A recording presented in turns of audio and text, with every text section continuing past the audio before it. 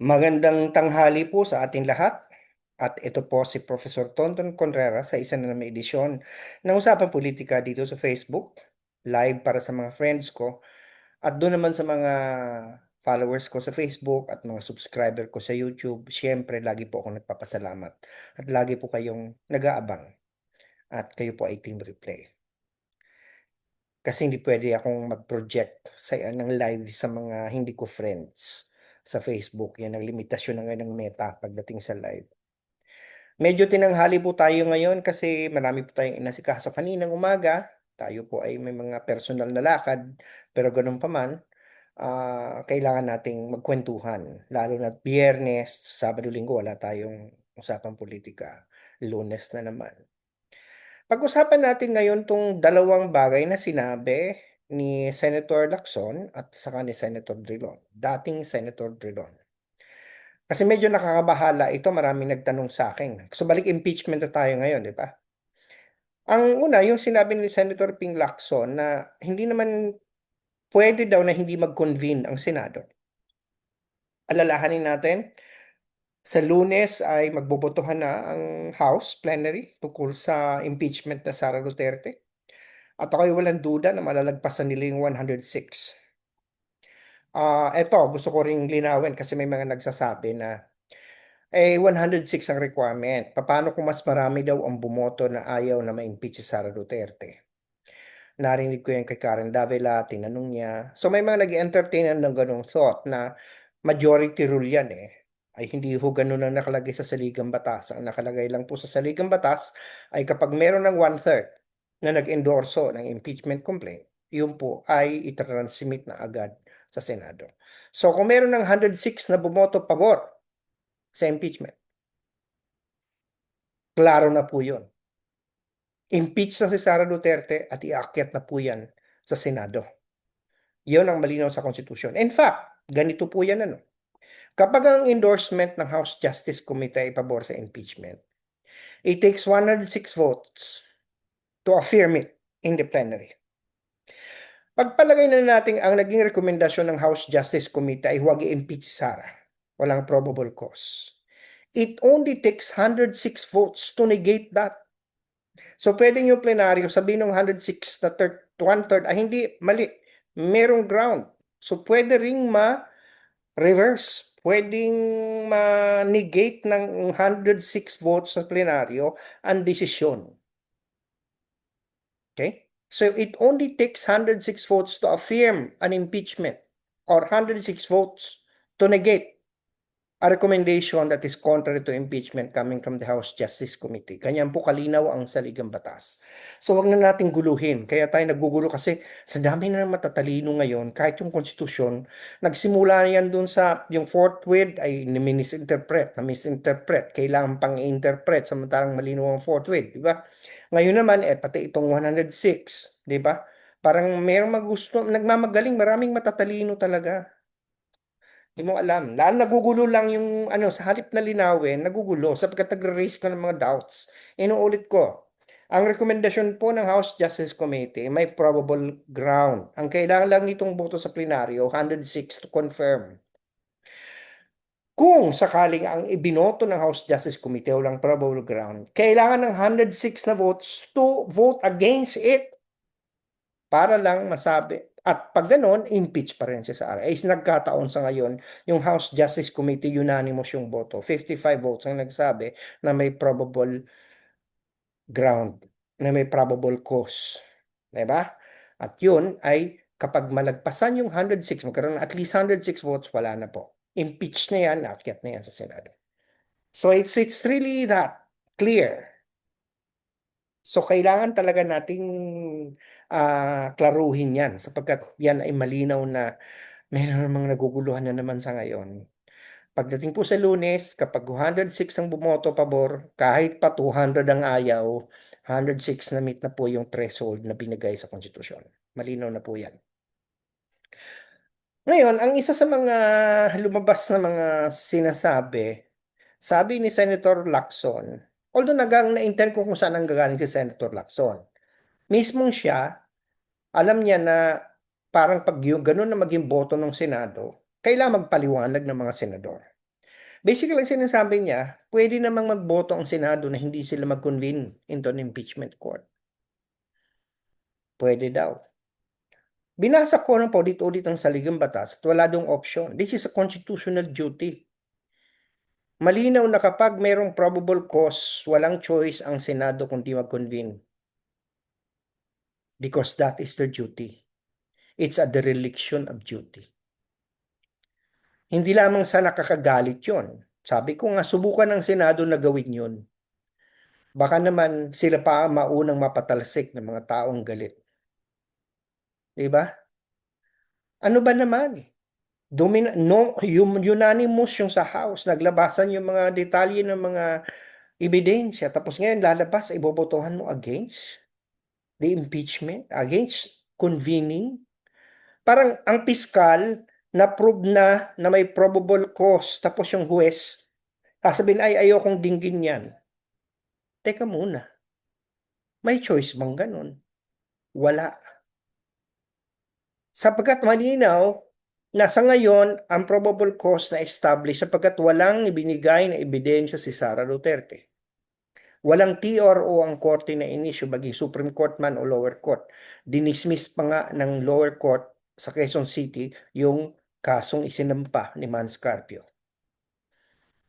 Di ba? So anong ground? Wala ang litaw ngayon yung mga ebidensyang present ng mga complainants sa House Justice Committee. Hindi po yun naribat. Walang rebuttal sapagkat walang presentang ebidensya sila Sara Duterte. Puro kiyaw-kiyaw lang sa press conference. Di ba? Puro kasinungalingan eh. Di ba? Ito si Sara Duterte, talagang minsan iisipin mo sinungaling ano. Imagine sabihin ba naman niya hindi daw niya binato. Mali daw yung balita na binato niya ng computer si Michael Powa. Kasi hindi naman daw siya gumagamit ng computer at hindi siya marunong. Tapos nakita natin, may picture na siya gumagamit ng laptop. Di ba? At saka hindi mo naman kailangan hindi mo naman kailangan marunong gumamit ng laptop para mambato ka ng laptop. Yung hindi mga kailangan pag-aari mo yung laptop na binato mo eh. Pwedeng nadalpot po na sa opisina eh, binato mo eh, hindi ba? But that's not the point we're going to talk about today. Ang gusto kong pag-usapan natin yung issue tungkol nga dito sa sinabi ni Ping Lacson. Wala pong choice. In fact, ito ang irony eh. Iba po ang function ng Senado as a legislative body. Iba po ang impeachment. Para makapagdesisyon ang Senado on an impeachment issue, dapat mag-convene muna siya as an impeachment court para sabihin nilang pwede namin i-dismiss yan. But first, it has to convene. So, hindi obra yung sinasabi ni Ping na magbobotohan lang sila sa Senate, as a legislative body at hindi tatanggapin? O hindi sila kikilos, hindi upuan nila yung impeachment complaint. Sa tingin ko, tayo naman ang tatakbo sa Korte Suprema nito para sila idiktahan. Kasi dereliction of duty yun eh. Nasa saligang batas, walang option, walang nakalagay doon. The Senate may not act. It is a directive, shall convene into an impeachment court. Wala nang lalakas doon. Alam ko naman na si Senator Lacson, parang yung sinabi niya, parang pwede naman eh. Kaya lang, pag ganyan ang mangyari, yung mga kasamahan kung kailan magpaliwanag, talagang malaki ang paliwanag na gagawin ng mga senador kung sakali man bumoto sila at magdesisyon silang hindi i-convene ang impeachment court. Kailangan magpaliwanag sila ngayon dahil ito ay pagtatalikod sa kanilang sinumpaang tungkulin sa saligang batas. Sila lamang na bukod tanging binigyan ng saligang batas ng kapangyarihang maglitis ng impeachment. At kung yun ay tatalikuran nila, saan patatakbo ang tao? Sa lansangan? Magrevolusyon? Impeachment is a constitutional process of making impeachable officials like the President and the Vice President and the Supreme Court justices and the commissioners of constitutional commissions accountable to the people. And that is a duty that they have to do. Sorry, Senate, you have no choice. You have to first convene before you can discuss anything about the impeachment. Ang sinasabi ngayon ni Senator Rowen Padilla, ewan ko kung kailan natin makinig sa kanya, i-oppose daw nila ang impeachment Well, they can do that. But on what grounds? Sinasabi niya oposisyon daw sila, dapat kontra lang sila ng kontra. Minority sila, dapat kontra lang sila ng kontra. Parang ano yun, parang sabi ko, yan ang problema nga ba, kapag nagiging senador yung mga wala namang alam eh. Di ba? Na parang sikat lang, ginawa nating senador. Tingnan mo naman ang klase ng ating mga nakikitang mga logic. Pero, minsan may isip mo hindi sapat na ba yung may pinag-aralan? Yung iba nga mga senador ng mga abogado din, may mga kung anong namang naiisip, katulad ito ni Senator Franklin Drilon. Sabi ba naman daw parang hindi daw yung hindi daw kayang i-enforce yung kunyari na found siyang guilty for impeachment si Sara Duterte, hindi daw kaya, hindi naman necessarily, hindi kayang enforce yung hindi siya pwedeng tumakbo forever. Samantalang kasama yun doon sa constitutional penalties. Aside from dismissal from office, perpetual disqualification from holding public office. Parang sinasabi, option lang daw yun. Oh, fine. Option, pero pag yun ay binaba, pwede yung maging executory. Di ba? At ito pa yung punto dito. Marami nagsasabi na kapag daw mag-resign si Sara Duterte, tapos na ang laban. Hindi na, kasi hindi na ano pang gagawin natin, impeach na siya. At kung siya nag-resign, o edi ano pa? Ano pa ang tatanggalin? Wala na siya.